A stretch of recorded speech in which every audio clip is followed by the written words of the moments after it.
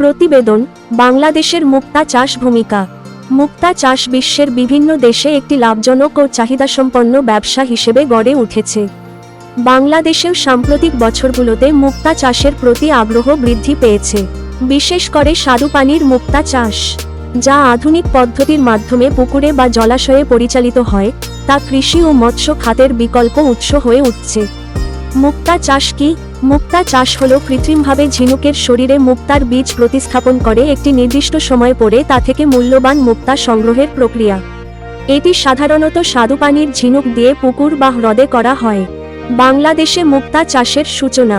বাংলাদেশে 2000 সালের পর থেকে গবেষণা ও পরীক্ষামূলকভাবে মুক্তা চাষ শুরু হয়।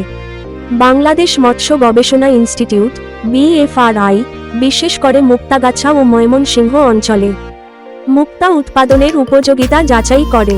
মুক্তা চাষের উপযোগী এলাকা: ময়মনসিংহ, নড়াইল, বরিশাল, রংপুর, কক্সবাজার, বগুড়া। এই অঞ্চলের পুকুর ও হ্রদগুলো স্বাদুপানির মুক্তা চাষের জন্য উপযুক্ত। মুক্তা চাষের প্রক্রিয়া: 1. ঝিনুক সংগ্রহ।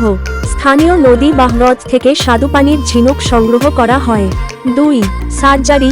মুক্তার বীজ বা নিউক্লিয়াস ঝিনুকের মধ্যে প্রতিস্থাপন করা হয়। 3. পর্যবেক্ষণ।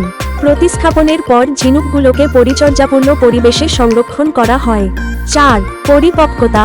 সাধারণত 12-18 মাস পরে ঝিনুকে মুক্তা তৈরি হয়। 5. সংগ্রহ ও বাজারজাত। মুক্তা সংগ্রহ করে তা প্রক্রিয়াজাত করে বাজারজাত করা হয়। উৎপাদিত মুক্তার ধরন: গোল মুক্তা, আধা গোলাকার মুক্তা, রঙিন মুক্তা, সাদা, গোলাপি, হালকা নীলচে। অলংকার ও কসমেটিক শিল্পে ব্যবহৃত মুক্তা।